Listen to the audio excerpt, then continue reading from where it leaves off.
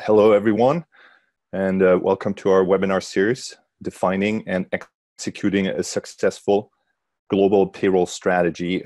For those of you who've joined our previous webinar, you know the format already a little bit, so we'll follow a similar approach in this webinar. My name is Mark Oliver Fiedler. I'm one of the co-founders and the CEO of Payzar. We are an innovative new startup in the global payroll space. I'll talk about that a little bit more in a moment, and I'll be hosting today's webinar for you. Now, before we get started into it, just a few quick housekeeping items. As in the previous webinar sessions, we have allotted about 45 to 50 minutes for the presentation content, which hopefully will be quite interesting and stimulating. Your lines have been muted during the presentation. If you do want to ask a question, you can use the chat function, and someone from the team here will try to respond to your question. We will also have, at the end of the session, a Q&A part. So if you have some more specific questions, feel free to ask those at the end of the seminar, and we'll open up the microphones for the questions then. This webinar will also be recorded, and we will make this webinar available over the next couple of days, as we've done with the previous webinars as well. There'll be links on our website and on our YouTube channel to the webinar recording. So to get started, just a few quick words about myself and about Payzar for those of you who don't know us yet. So the dashing guy on the left, that's me in my younger years. I've been in the IT services industry, building enterprise cloud solutions for the past 20 years at a number of different companies, including the Boston Consulting Group, Hewlett-Packard, Oracle, and then most recently, I was with ADP, where I was Chief Strategy and Chief Marketing Officer for ADP's international business. Left ADP a couple of years ago and then decided to launch Payzar. What is Payzar? Payzar is really the first open payroll management platform. Payzar is here to help multinational companies connect and streamline all their international payrolls in one central hub.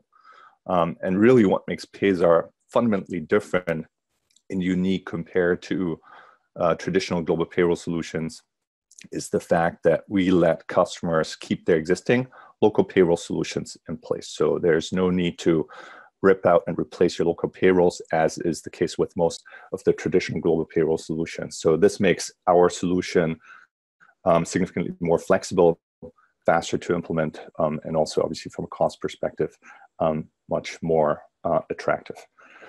You can certainly learn more if you have questions. There's, of course, our website, or feel free to reach out to us directly through info@payzar.com. We'd be happy to engage in a conversation to talk more to you about what we do and the kind of model that we built.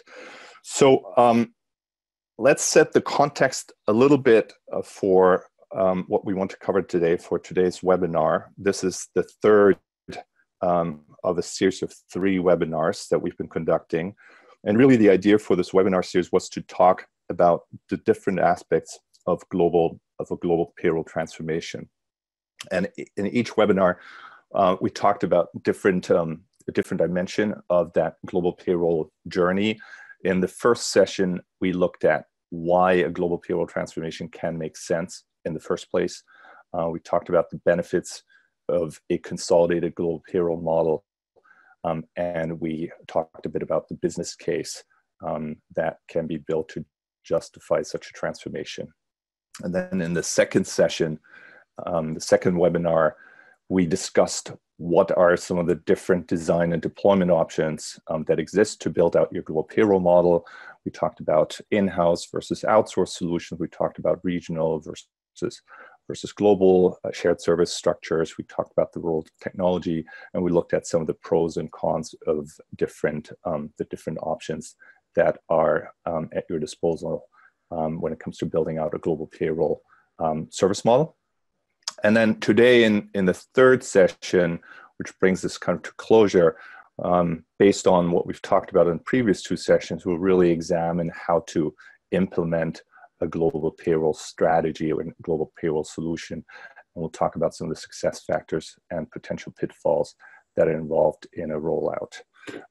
So more specifically, what we're going to talk about today, we're going to do at the beginning of the session, just a very quick recap, just to set the stage from last webinar, specifically about the different provider models that can support and enable a global payroll solution deployment, as each of those different models comes with different implications from an implementation perspective. So we'll talk a bit about that just to set the stage and give us some context, and then we'll talk about some of the general challenges and potential roadblocks in transformation projects. Of course, we'll have some suggestions from our experience, what can be done in terms of helping you overcome those roadblocks, and we'll talk also then more specifically about some of the specific pitfalls to watch out for and some thoughts on how to avoid them. This is really based on a lot of conversations and a lot of what we've seen with customers out in the market and some of the experiences that they've had rolling out and working in global payroll solutions. So once again, we have a fair bit of ground to cover. Now, before we launch into it, we always like to keep this a little bit interactive, as those of you who've been on our previous webinars know. So we'd like to get a sense here for what kind of situations you all are finding yourselves in who've joined the call today. So are you currently planning to implement a global payroll solution, and you're really here to find out what's ahead of you? Are you in the middle of an implementation and you're looking to get maybe just compare some notes and get some pointers as you're going through that implementation process right now? Or maybe you've already completed an implementation and you're just wondering what you could have done differently looking back. So here's a few different choices. If you can use the chat function, that should be at the bottom of your screen, and just take a moment to answer the question where you are in your implementation journey, A, B, C, D, or E. That would be fantastic, just to give us a sense where everyone stands. All right, give it a moment.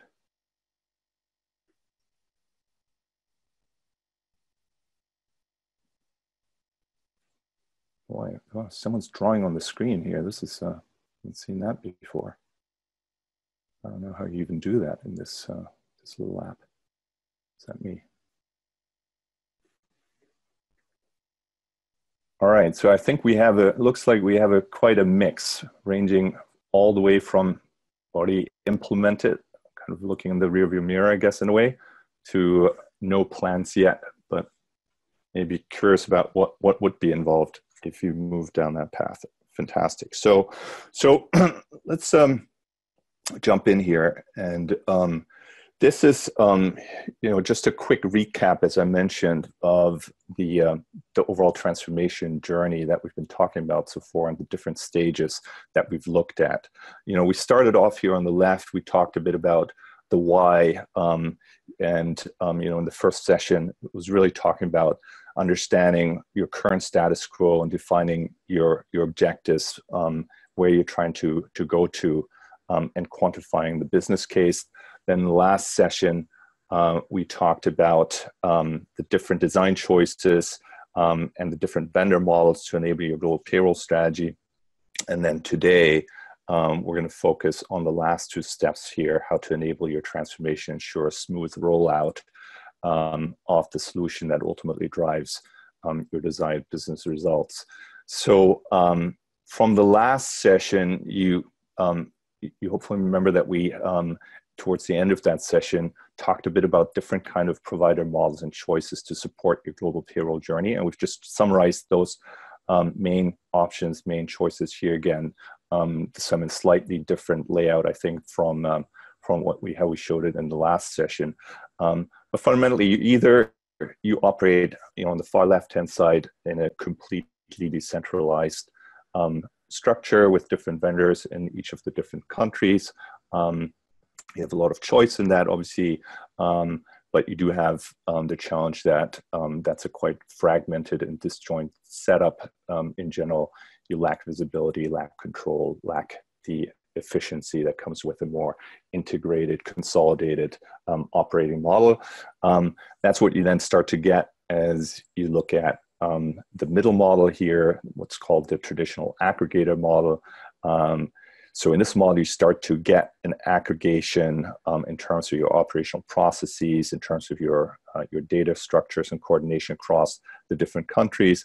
But in that model, you do have to first re-implement all your local payroll solutions. That's the premise that that model comes with. And then the third model on the far right is really kind of a new model that companies like Payzar are trying to pioneer in the marketplace. And in this model, lets you work with your existing vendors or really any vendor you decide to bring into the solution, into this network and the platform.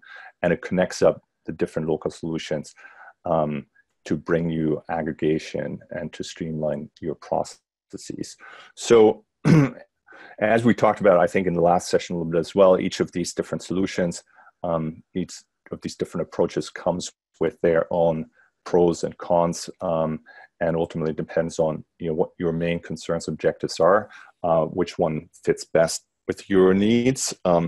But to tie back a little bit to the topic of today, it is important to understand what the implications are of each of these different models from a rollout and implementation perspective, because they are quite fundamentally different in that respect. So let me talk in particular a little bit about, the aggregator model does require a lot of that re-implementation. All the local solutions need to be re-implemented and replaced with the local solutions that are stipulated, that are part of that aggregator network that the aggregator dictates, which of course that re-implementation can be quite time consuming, disruptive at the local level, and does require a big change effort of the local payroll administrators.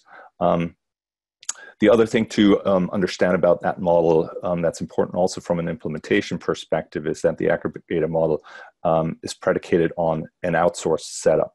So depending what your starting point is, if today you're operating in at least parts of your portfolio with an in-house setup where in-house teams are processing your payroll, you will have to make that change as part of the transition into that model as well. You will have to move towards an outsourced model, which that in and of itself can represent a pretty significant change process, cultural process for an organization. And that's different with the open model here on the far right. In that model, the local solutions stay in place. You can make selective changes if you like, where you might not be happy with the local solution. You can bring in a different local solution. And it does accommodate both in-house as well as outsourced setups as well. So the disruption there is really kept to a minimum at the local level. Of course, there's still transformation that needs to happen, still change that needs to be managed, but that's not so much at the local level. That's more at the corporate and at the central level where some of that change will then take place, which we'll talk more about in a moment. So, those are the different choices fundamentally that I think companies have today and are looking at in terms of managing and evolving their global payroll environment. So, then once you've picked from those different payroll operating models, you picked your preferred model to move forward with, the question really becomes, how will it support your transformation? And from a rollout and implementation perspective, what are the implications that come with that? So let's talk a little bit more about that, about the implementation and some of the common challenges that companies typically encounter when they're rolling out large strategic transformation projects, such as rolling out a global payroll initiative? Well, the first thing to recognize, and I hate to be the bearer of bad news here, but I guess the facts speak for themselves, is that transformation projects are tough. And the vast majority of transformation projects, 70%, according to a recent McKinsey study, fail in some shape or form, or at least don't achieve the desired results that they set out to accomplish. And they fail at different stages, as you can see here. They can fail already at the launch stage, where they never get going. They fail at the sustain stage, where they somehow get stuck and don't manage to generate the momentum that they require, or they can fail kind of at the scale stage, where maybe they've been rolled out to a certain degree in parts of the organization, but they never managed to really transform the entire organization and reach their full potential that was envisioned at the outset. And when you read a little bit through the bullet points here, the reasons that are listed alongside the failure, I think there's kind of two dimensions for me that come out of these bullet points. One is, the lack of leadership and senior management support and buy-in that comes across from a number of the points that are on the slide here. You read about the limited leadership capability, the waning focus from the senior management team, the lack of guidance or guidance uncertainty. So these all have to do somehow with the involvement and support garnered from the leadership in the organization. And then the other dimension that struck me looking at this data was the employee resistance and failure to really gain followership and accountability that are some of the underlying reasons for the failure in these projects to be successful and to take off. So we'll talk about those two dimensions, the leadership dimension and the employee buy-in and adoption dimension a little bit more in a moment in further detail. The other things I think that are important to talk about is, I think we all know when we talk about transformation, to really make any transformation work, you need to have three factors that all come together and pull in the right direction to really enable the change that you want. You need to have processes aligned, you need to have people aligned, and you need to have technology aligned. And what we see then here in the context of global payroll projects, when these things are not done correctly, you can run into challenges on each of these dimensions. So, solutions that are stipulating global standards and restrictions without being sufficiently flexible at the local level, they make that whole model from a process perspective quite challenging, and you run into roadblocks and resistance from that dimension. On the people side, you have the challenge of losing management interest when you do go through very long implementation periods, and you run into the challenge of having waning interest. And then on the technology front, what we see is when you do change the local software, local providers, often that the impact on the local teams and their capacity to support that and embrace that becomes quite challenging. So, I think each of these are things to watch out for and bear in mind as you decide what kind of model to deploy. Now, let's talk a little bit more about these two dimensions that we just touched on in terms of common transformation roadblocks. So on the one hand, you have sort of that lack of top-down support, missing leadership from the senior management. And on the other hand, lack of support from the base and buy-in. And sometimes you even end up in these rather destructive situations where the operations teams on the ground literally torpedo the initiative and sabotage the success. So, what are then some of the underlying root causes that cause this kind of situation to rise and this kind of behavior to to occur? Well, on the management side, it typically starts with the question, do you have a strong enough, compelling business case that really aligns with the overall strategic business priorities and business objectives?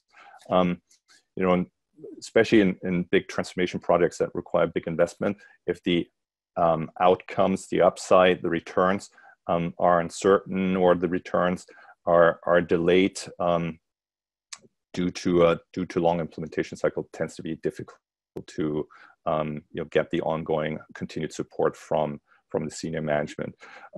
Secondly, long implementations run the risk that, as we touched on before, interest wanes and other priorities take over the management attention. Most senior managers, even the most strategic ones, have, at least the ones I've worked with, they have fairly short attention spans. They want to see fast impact, and if that impact does not materialize, or at least shows how things are moving along in the right direction, they tend to focus elsewhere and try to focus on topic areas where they can see some of that shorter term impact materialize. And then finally, I think when the whole project is deemed to have a risky outcome, and potentially requires a lot of political capital to see it through, then what you can find is that management starts to pull back. They might not be willing, when it's that risky and painful to manage through the political processes within the organization, to stick out their personal necks that far in order to make the transformation happen.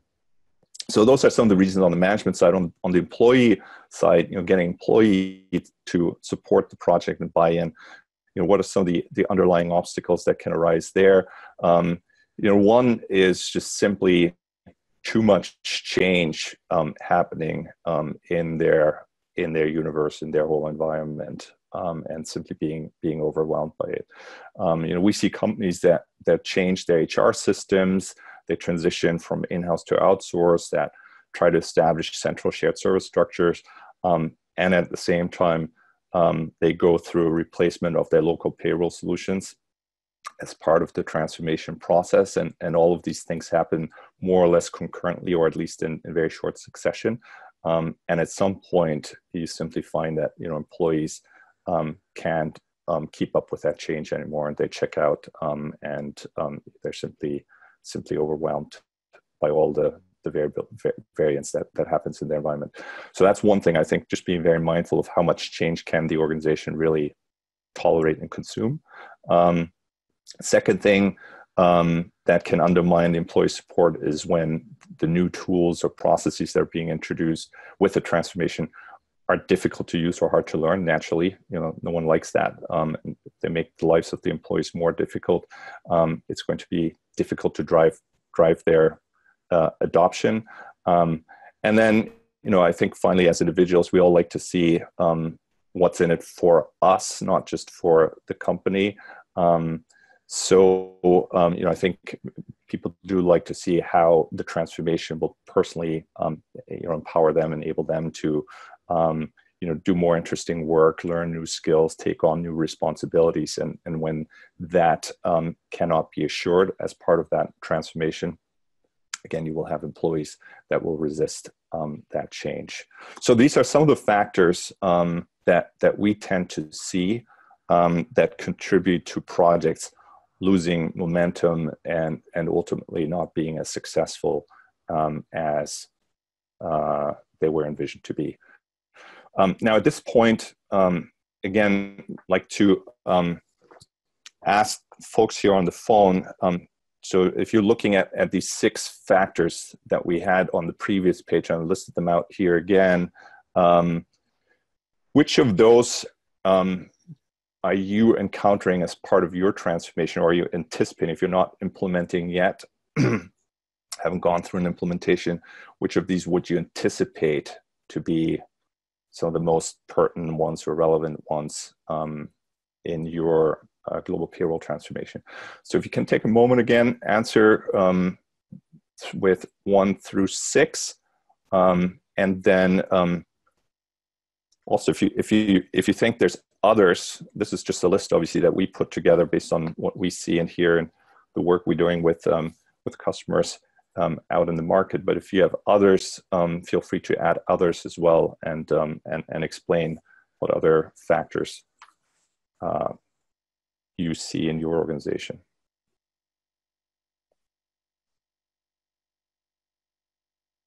And of course, it could be multiple. Usually it's not just one thing. Could be a couple of different factors that don't line up, that come together, that make it hard to push through the implementation.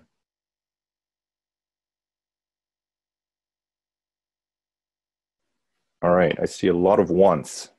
So business case, as we talked about in our very first webinar at the very beginning, business case, I think everyone agrees, is absolutely crucial to have a very, very strong, compelling fact-based business case that supports why you need to go through this process, why you need to make the investment.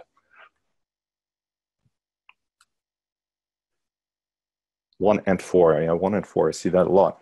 And I think that's true for sure. We see that with a number of different organizations, that when there's just too much change coming your way, it just won't get done. People will not be able to keep up with it. All right, so if those are some of the challenges, then here's a few recommendations and success factors that we believe can help address these challenges. Number one, we just saw it in the responses from folks here on the phone. Too much change can become a blocking issue, can paralyze the whole organization. So, I think the recommendation here is really pick your battles and focus on those areas that fundamentally require the most change, and where you think you have the opportunity to get the biggest impact, business impact, and drive the biggest transformation. For example, which could be introducing a common shared services structure and focusing on that. And at the same time, then don't change those things that work today, right? That would be the other implication of not driving too much change, is focus on the stuff that really needs fixing or needs change and needs transformation. But those things that work well, try to avoid moving around too many pieces on those things.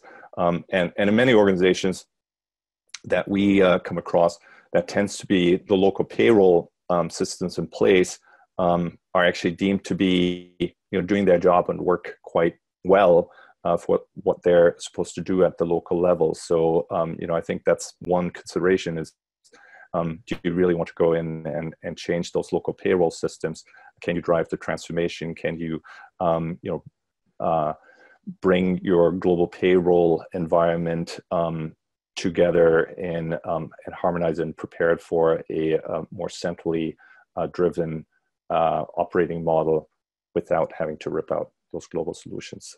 So that's that's first point about being careful about where you change your existing model, what changes you're really going to drive. Secondly, of course, you want to make it easy for the users to adopt and embrace the new solution. So, and I think where this points to is really the technology itself. So a modern user experience that's easy to learn, a technology, a solution that's easy to learn, intuitive to use, functionality that ultimately makes the user's life easier is absolutely critical. I think if that user experience is rough and bumpy and requires you to do things in a more cumbersome way than the user was used to doing before, automatically you're going to get resistance and you're going to lack that buy-in. So, I think one of the things there is also to, as you're looking at different solutions, do ample end user testing and exposure to the new solution up front to make sure that before you make a buying decision, you have the support, you have the buy-in from people that ultimately are going to be working with that platform on a day-to-day basis, so that you get their input and feedback and sign off that they think it's going to make their life that much easier. And then I think that will remove a lot of the obstacles that otherwise you can find there. In terms of keeping the momentum or building up momentum in the first place, don't try to go for the kind of big bang. Start with smaller projects and try to establish some quick wins. Maybe you just choose a subset of countries to focus on first, or you look at rolling out some specific features or functionalities that can make your global payroll operate better. It could be that you say, hey, let's start focusing just on getting better grip of our data and do some better consolidation of all our global payroll data through a global reporting model. And you start there and prove and generate some excitement and some positive results. And then, as you score some of those early successes, you then move on to expand, and that can be both from a functional perspective. Obviously, start rolling out more, broader functionality in terms of payroll, the global payroll operating model, as well as from a geographic perspective, broaden that footprint as well. And then I think this is true for not just payroll transformation projects, but any transformation project really. It takes a whole team to come together and make this happen. It takes the senior management, takes middle level management, and it takes the frontline employees to all pull in the same direction. And in order to achieve that alignment and make sure that everyone is on board and everyone's coming along on the journey, it really, the key thing there is communication. You need to communicate. And if anything, you need to over-communicate with your employees to make sure that they know what the direction is of travel, what the journey is that you're taking them on. I find that there's nothing that creates more resistance in an organization than when people are unsure what's happening around them. Sometimes, the change is not always positive for the individual, but it's better to let them know what the direction is and where things are going. And then you can handle the concerns. Then, when people are uncertain, I think that creates generally a lot of nervousness and a lot of kind of destructive behaviors in that process. So these are just a few ideas, a few things to highlight, to pay particular attention to and to incorporate into your rollout strategy as you're thinking about how to proactively address some of the potential obstacles in terms of driving the change through your organization. So now in this next section that we're now moving into, we'll talk a bit more about specific pitfalls and gotchas that we've observed over the past years. And these really come from many, many conversations that we've had with clients that have adopted, went through that process of rolling out a global payroll model, and they've experienced some of these pitfalls firsthand. And typically, they when they told the story, they said, "Well, I wish someone would have told me about this before, and I could have handled this differently." So we're telling you these firsthand insights and the pitfalls that people experience now, so you can't complain afterwards and say we didn't warn you. So here goes. So number one pitfall speaks to the role of the global service delivery manager, which many vendors will tout as really a central part of the sort of simplification, consolidation, aggregation story that makes up the global payroll solution that they're helping to bring about. And this global service delivery manager, really their role is supposed to be that one throat to choke, right?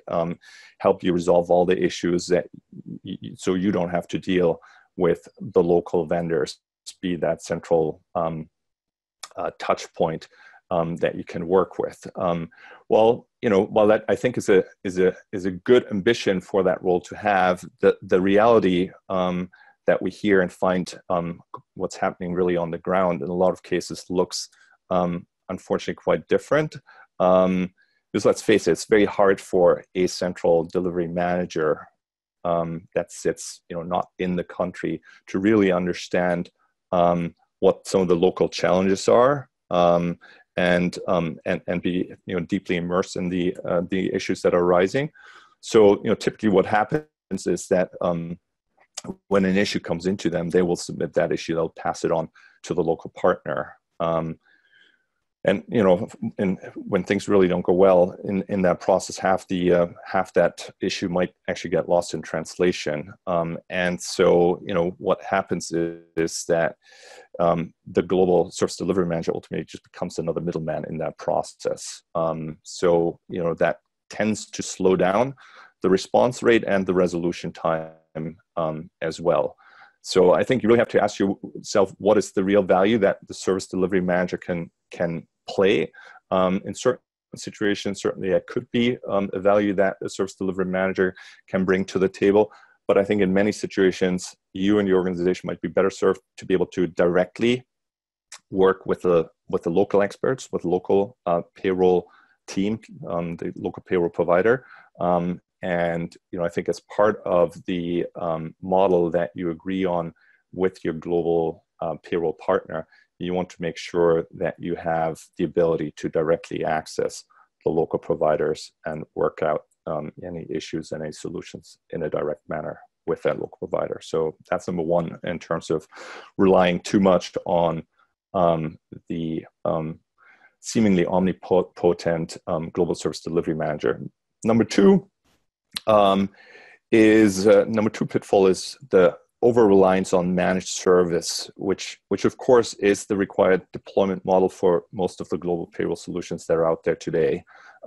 So while managed service is being sold as freeing up time and handing the work over to the service provider's team, it often de facto masks some of the lack of automation and self-service that comes with a solution. And when you find that even simple things like getting a specific report or getting a data extract or setting up a new user, a new pay group requires a service request to be submitted, and then it takes days for that service request to be followed up, and you have to chase down these service requests before they finally get executed in action.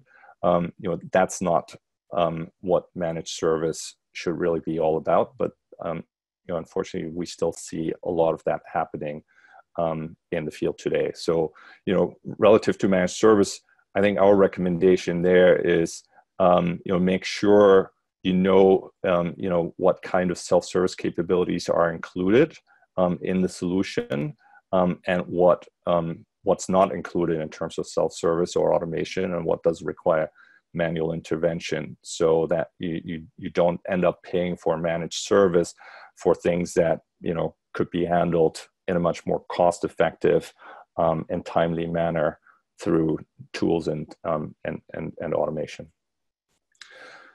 The third pitfall is that surprised some people, is the inherent lack of flexibility in the service model of most of the global payroll solutions that are currently out there. So they, like we talked about before, they only work when you agree to outsource all your global payroll operations to the provider, to the vendor. And so I think while that might make sense for certain organizations, the questions to ask yourself before you make that decision is, if you outsource these activities to the provider that are currently done in-house by your own staff, will you actually be able to reduce your cost in-house, right? Because otherwise what you end up doing is you pay someone for the service being provided back to your organization, and you still end up retaining the in-house cost, which goes back to the business case and how to justify the transformation and the rollout of global payroll solution in the first place, and that will become obviously jeopardized or undermined if you end up having an outsourced service and you still have the in-house cost to carry. So at least you need to be very clear in terms of what change from an organizational perspective that needs to take place with the people that were fulfilling those activities before. I think the other thing to bear in mind if you're looking at outsourcing all your payroll activities to the global vendor is that might be the right answer at the moment, but if you grow, for example, the organization grows over time, becomes significantly larger, at which point it might make a lot more sense for you because now you have critical scale to bring some of those activities back in-house because you want to have better control over them. You want to have a better cost structure that you could achieve with an in-house model. Then you might not be able to bring that back in-house under that global provider service model. So make sure to check and choose the solution that gives you the flexibility to retain certain parts of your portfolio in-house where it makes sense for you to have that flexibility and keep operations under your own roof. Fourth pitfall is what we call the myth of the single global contract. So, while it sounds great on the surface to have one global contract, one global pricing model, the reality is that in many countries, the service scope that's covered in the global contract is simply not sufficient to cover all the local needs. So, for example, you have in many countries, statutory filings, compliance filings that need to happen in person. And in a lot of cases, those specific services will not be provided or at least will not be part of the global service scope that you have signed up for. So in that case, you will need to contract for those specific services, those so-called out-of-scope services separately, locally, which then of course means you no longer have a single global contract, but now you've, a contract, one global contract amended with lots of different local contracts. In some cases, it might actually mean you might have to contract, you can't even contract for that service with the local provider that is delivering the rest of your payroll services. You might have to find a third party. So at that point, it becomes really quite hard to manage, the lines between the global contract with a global vendor and the local contract with the local vendor. And so, I think knowing from the outset exactly what you want and what you need to start with locally, in terms of doing your own homework, what's required on the ground, and then being aware what's included and what's not included as part of your global contract is really important. The reality is there will always be specific local things that are needed. And so I think, it's also important to be realistic about the limitations that a global contract will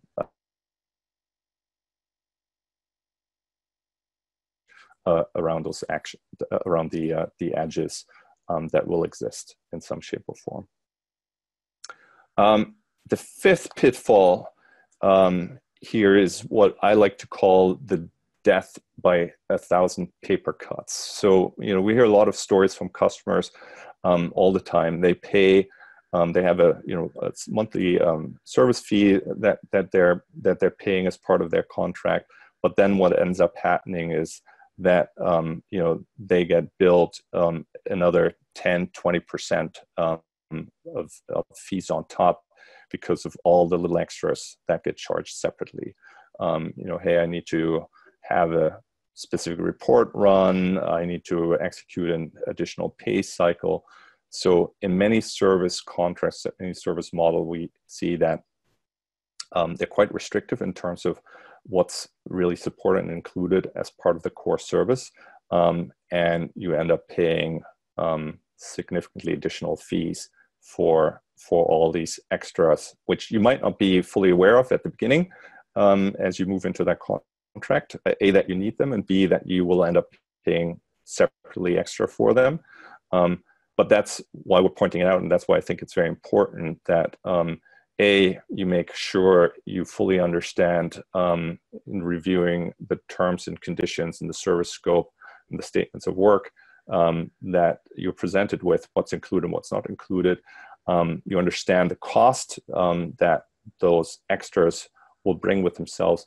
And then based on your assessment and projection of what kind of extras you likely need and consume, you can do some sort of, at least high-level simulation in terms of what your real cost will end up looking like, to have a real full picture of, what you're looking at from a financial perspective. The sixth pitfall it has to do with the cutoff dates. So this plays into the aspect that given that you have now an additional service layer introduced by the global vendor, it takes additional time for reviews and processing on their side. Given that managed service model. So with that extra step, that means that in order to give them time to do their part of that cycle, dates get pushed back. And so that ultimately means less time on your side in order to get all your data pulled together and get your payroll prepared for execution. So I think important here is just asking those questions early on. What kind of operational changes will the process require us to be prepared for, to implement? What some of those compromises are that you will have to work with under the global service model. And then last but not least, pitfall is what we call the Hotel California syndrome. So, this is kind of you can check out anytime you like, but you can never leave story.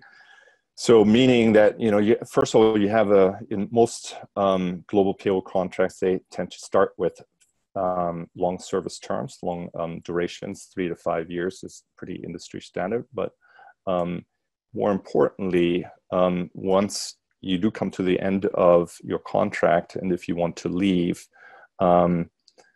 what the vendor most likely will not tell you is that you actually have to rip out all your local payrolls again. So what's not supported is that you say, I want to move now to a different vendor, a different global solution, but I want to retain some of my existing relationships and the existing local solutions. That's not part of how that service model operates. And so you will be forced to change the existing local vendors. So that requires then again, obviously a big change process, which involves cost and investment. So, then the business case for changing from your current global service provider to a new one obviously becomes that much harder to calculate and to justify.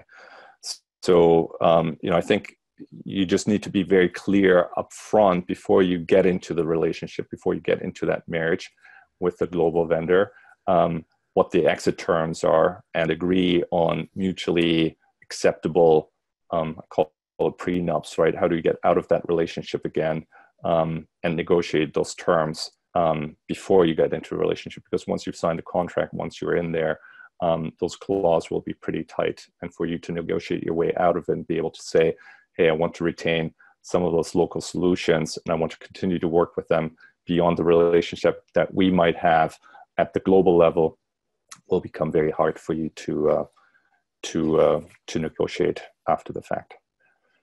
So these are some of the things that we've seen, some of the common pitfalls really that we hear all the time as we talk to organizations that have lived and breathed through a global payroll solution for a number of years.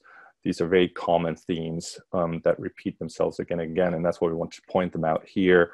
Make sure if you're looking at rolling out a global payroll solution for your organization, you're aware of these things. You're aware what's implied, and you can ask some of the questions up front to get clarification and at least be walk into the new model with your eyes wide open. So that really brings us to the end of what we prepared for today's session. So hopefully it was helpful and you enjoyed some of the things we talked about. Just to summarize then again, transformation, obviously, we all know it's tough to manage these big change projects. That certainly a global payroll rollout falls into that category. And there's a lot of opportunity to get things wrong. Buy-in from the leadership, and from leadership and from the people on the ground that do the actual work is absolutely critical. Focus on those things that really need change, and keep what works in place, and focus on some quick demonstrable impact, the quick wins that can help you justify the further support and generate more momentum for rolling out the solution to the broader organization, and really understand the top 7 pitfalls that we've listed out here. And understand them before you get into signing a contract and getting into the implementation phase, so that you can mitigate some of the risks involved with those, or at least some of the potential compromises before you step into that service model. And ultimately, I do want to say, while all of this might sound quite daunting and challenging, and the sky is falling, should I really move forward with this? I don't want to discourage you, right? There's absolutely ways to get a global payroll solution right, and to make it work for you, and to have great success with it and achieve amazing results. But I think it's just very clear that you need to be careful in how you plan for it, and you need to be very focused on preparing yourself and doing those things right. Well, that leaves me to remind you that in case you missed the previous webinars, they're available on our website.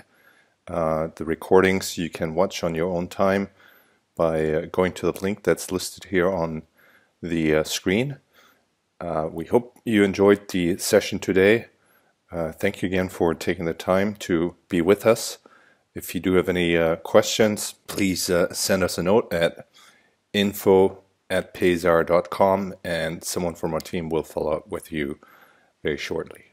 Thanks again. Hope you have a great rest of the day, and talk to you soon. Bye-bye.